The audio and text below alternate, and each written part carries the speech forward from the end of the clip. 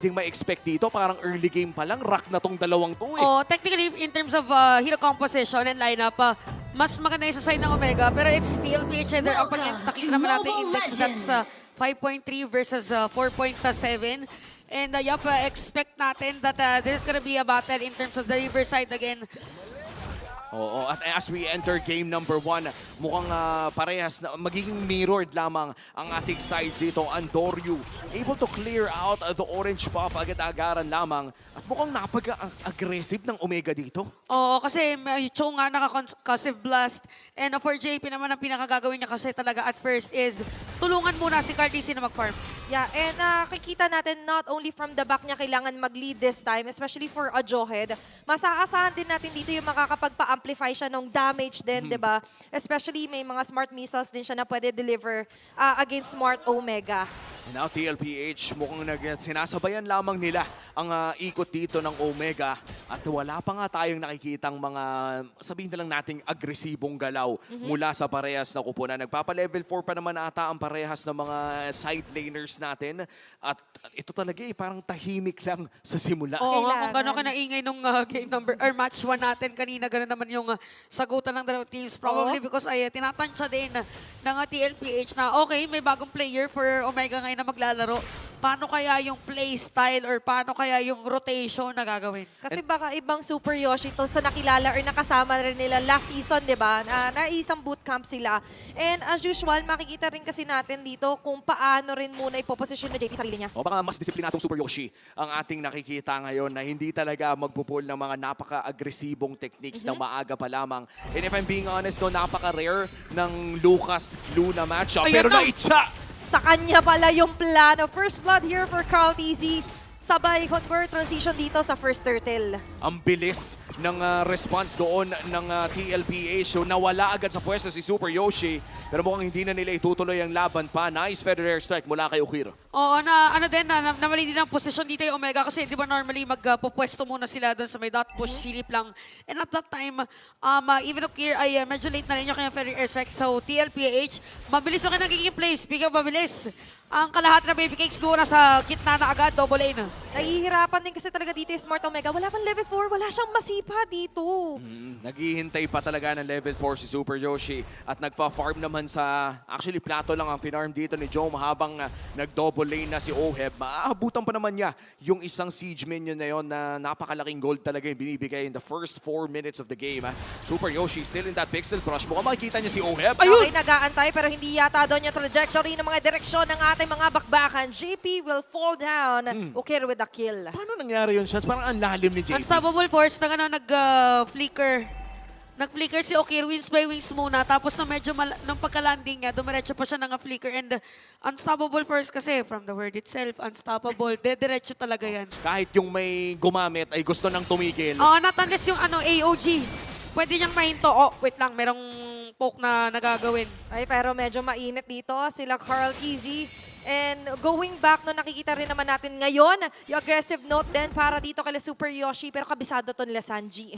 Grabe ang bagal ng takbo ng laro Ayun na natin. naman. Talagang pabugso-bugso lamang. Pero dito mo ma-appreciate yung strategy talaga ng parehas na teams. Na masasabi mong alam nila yung damage nila, hindi nila ipupul yung trigger kung hindi sila sigurado na kaya nilang i-burst o kaya nilang at least pauwiin yung bibirahin nila. Pangalawang turtle na ng ating laro at mukhang mauuna sa pwesto ang TLPH pero nagpo-provide naman ng vision si Super Yoshi. Dikit din yung gold dito ni nung dalawang gold winners natin. Pero may Dreadnought armor na yung si Daddy JP. Yep. So, ibig sabihin may added defense na agad. Kasi hindi pa buo yung kay Super Yoshi. Pero meron na rin Sea Halberd and even Glowing Wand. At ngayon nga, ready na nga lang din. Sabihin natin na vicinity na agad si Oheb. Ready na if ever man na mag-jump in. But as usual, ito yung LBM na medyo tricky part kasi hawak na agad to ng Smart Omega. Good push control mula dito sa Omega. Pero mukhang makikita din sila ni JP. Ready namang itcha pero sinipa agad. Pero dito yung direksyon. Napakaganda Feathered Airstrike para dito Oh! kayo Kirisama tatanggal. Isa para isa, roam to roam ang naging palitan doon. Oo, pero mukhang mauuna sa pwesto ang TLPH around that Lord area. Si Luis ang magbibigay ng vision at si Ukir ay dudugo na rin. Jom on the assist pero mukhang i-cancel niya yung pag-clear dito na mid lane. May Nahuli si kinapitan. Carla. Meron sinasabunutan ng alam din dito sa may bandang taas at habang sila'y nabibitin, ito hindi tayo bibitinin nila Sanford. Nagalit, nagalit! Ito na yung Apex Predator. Andorio is down. Even with Oheb skill ay makakasecure na naman sila. Nandito na naman ang pagsayaw. Kusil. Summon Force activated. May kasi play. Pero ang TLPH ay malaya makakuha ng pagong. Medyo na no choice na sila doon. Chance na Oo. ipit yung bangungot sa loob ng turtle pit. Oo, tsaka medyo napagod yung split-split kung hindi pa talaga magko-commit yung Omega. So medyo at disarray yung setup plays. Uy, ito na nga lang yung sinasabi natin. Kahit nakasipa, abang agad dito sila Oheb. Medyo mahirap ng hanapan ng sagot to. Chance, meron ng enough burst damage ang TLPH. Yep. Tsaka pasagod silang lahat ngayon. Even nga si Sanji ay malalim na rin para may information na okay, meron pang buff yata dito sa may orange buff. So anytime may pwedeng pumunta. Grabe. Ayun yung pwede na movement. Oh, di ba? Tatlo yun nandun. Pagkakuha ng purple buff, pwedeng dumiretso. Ay, sumipa. Uy, mukhang solo kill pa nga ba to? Bonus pa nga dito yung paghapol nila Sanford. Basic attack Inay. abot. Pero, grabe naman yung pag-step back doon ni Sanji. Nakaiwas kay Super Yoshi. Ngayon na lang ulit ako nakakita ng Valentina na nanipa ng jungle. 6 minutes in, pero tingnan mo to, si Luis na ata ang una. Alaka! Grabe, ayaw talagang natantanaan yung area na ito. Yung bawat iskinita talagang chinecheck at binibigyan ng gusto ng TLPH. Naku, nakatira na sa jungle. Oo. Tsaka si Sanji na yun na mismong pumapwesto. Parang ang nangyari tuloy ngayon kay JP, sabi niya kanina pink test, di ba? Parang libero daw, parang setter. Itcha na itcha, set ng set. At grabe naman din talaga dito yung pagsama-sama ng TLPH. Si Sanji talaga yung laging pasimuno. Siya rin yung nagpasimuno ng Baby Kicks duo eh. At nahirapan talaga ang side ng Omega na humanap ng bawas doon sa may bandang mid lane. Yes, na-clear nila yung minions. Pakiramdam ko kung ang goal nila ay madepensahan lamang, at least nagawa nila yun. And as the last turtle spawns, 7 minutes in, 20 segundos na lang ang ating inaantay. Pakiramdam ko ito yung isa sa turtle na pwede na talagang ibigay muna ng Omega. Oo. Medyo malaking risk to pag nilapanan pa nila. Oh, nasa 3K pa lang eh. Oo, ay. Oo, ay ito na nga lang din sa Papa Force. Lumatag na agad ang Saman Force dito. Uy! Habol sila Oheb na doon yung Chrono Dash with a Sinker Fission. Sanford! Habang nandito sa may pinakagili si Sanford, makakaligtas pa rin naman. Andor from the back. Still, sisimulan niya, tatapusin niya pa rin. Oo, 1-for-1 pero may turtle ang TLPH. Parang obvious na ata kung sino ang nanalo sa trade na yon, na hindi na makakalapit pa ang Omega, and that's gonna be the next turtle going to the hands of TLPH. All 3 turtles ang kanilang nakuha in this early game. Sobrang laman na ng TLPH ngayon. Even yung Torre dito sa may gitna ay napatay na. At napakaaga nito na masira. Kaya yung mga timers ngayon, on point si TLPH. Isipin mo, after mong makakuha ng turtle, meron tatlong players, may time sila, luxury of time, na pumwesto doon sa bush shop. Conceal play, may abutan Naramdaman. pa. Ang grabe naman yung kutob dito ni Sanji kay Super Yoshi. Oo, parang nagkakapasahan! O eto, pasa-pasa yung bola. Kung may libereto, sa'yo na muna, mine na muna. Kaso nga lang, atras din muna dito sila JP. Aabutan pa rin dito nila Andorio. Sanford with a kill. Yun lang. At sabay-sabay na nga lang din yung mga vertical. Andorio will fall down. Ang ganda nung stun na ginawa ni Carl Tizzy doon. Oo, sobrang sumolid.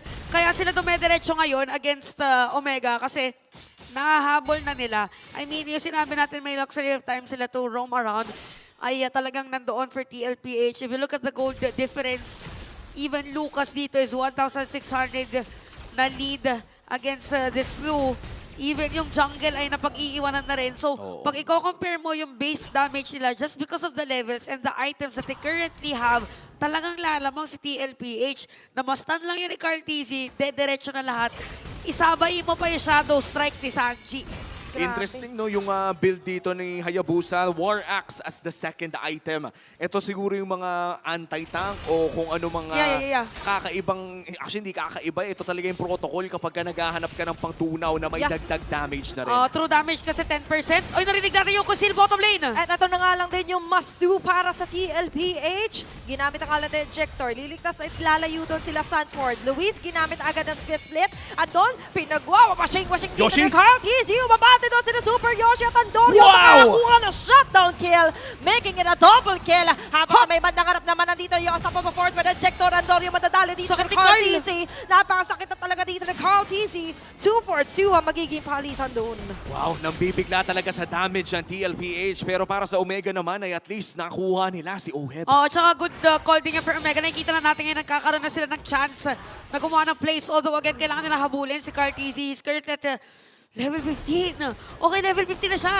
Tapos 703 yung KDA niya. Kasi yung last na team fight, may set of plays for Omega. But because TLPH deals more damage over time against Omega, hindi na kaya i-withstand yung longer team fights. Kulang pa sa item ilan sa mga players eh.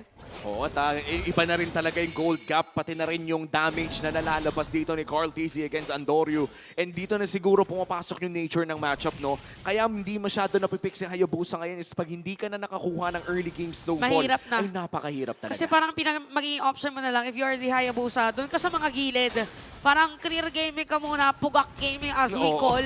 Oo, pero ito may Lord ah. At ngayon, umaabang. Alerto Wow! dito siya sa Super Yoshi. Tanggal na agad dito si Sanford. Papasok si Carl Tizzy. Makakuha pa rin naman yung Lord. Sinipa! Habang sila Oheb ay nandyan pa rin naman yung Zaman Force. Nagsisisipa na nga lang din na doon yung Jit kung doon ako. Pero sila pa yata yung mapapaatras. Kinapitan dito ni Luis si JP. Unti-unti nagbibigay ng Pinapagaling damage pero na- Baby Cakes inaabangan Duo. lang. At nandito na nga lang din yung Baby Cakes Duo! Naililigtas si JP. Nag-conceal pa nga para siguradong hindi mamatay. And what a trade for TLPH. Napakaganda ng kanilang pinakita doon. Chance, mukhang may Lord push na gagawin dito ang TLPH. Level 1 Lord pa lang naman. Sapat naman siguro yung wave clear ng Omega. No? Oo, kaya pa nila mag-wave clear dito. They have the Farsa, even Granger. May damage na actually. To be fair, for your joke dito, 104 currently. So, ibig sabihin, damage is there. Just so happens that yung added sana na threat from Andorio, hindi naman siya masyadong nararamdaman. So, Lord Take, di ba? Namatay isa, may nasipa si Super Yoshi kanina. Kaso si Sanji, comment pala natin, sinipa Ay, niya oo. si Grabe. Andorio pagkapasok doon sa may Lord Pit. Kaya hindi naka-retry din. Lord na Way of the Dragon pa. At ngayon napapasok na yung Lord doon sa may bandang itaas. Si JP ang tatao para sa TLPH at may tatlo pang kasama. Pwede sila mang burst ng kahit na sino pero may Holy Blessing pa naman. Punta tayo sa may bandang mid lane. Agaran ding magre-respond ang Omega at wala pa namang play. Ang naitsa doon na iba. Ang nasa IMU na naman dito ni Sanji ay yung Sipa. At mukhang doon sa may pinakagilid, may gusto sana siyang kuning direksyon. Kaso si JP. Stacks rather for the Sky Piercer. Kailangan siyang pigilan ngayon ng TLPH or else siya yung medyo magpapasakit ng ulo later on. And successfully naman dito TLPH ay nadedepensahan pa rin nila yung mga... Wow! Oy, pero biglaan, ito na nga lang din yung aggressive play na inaabangan natin. Ito, yung damage na nade-deliver ni Death Sonata, Rhapsody present. Ay, yun lang. Kaso may ganti rin dito with a Sipa. Ohe with a double kill, conceal play. JP? Sino nga habulin dito ni Ayan JP? na! Andyan ang Unstoppable Force. Makakapag-dash out, shadow out. Babalik with a shadow kill. Magsasucceed doon si Andorio taking down JP. This is insane. 2 for 2. oh. Pero yan na nga pumasok pa. The Filipino Sniper claps back at nakakuha pa nga ng winning trade. Grabe yung damage dito ni Oheb and a lot of confidence also and even yung discipline kasi akala natin nung first initiation is gagamitan niya Summon Force. Pero hindi, kinapitan niya. Wait lang, still Talaga? kapit.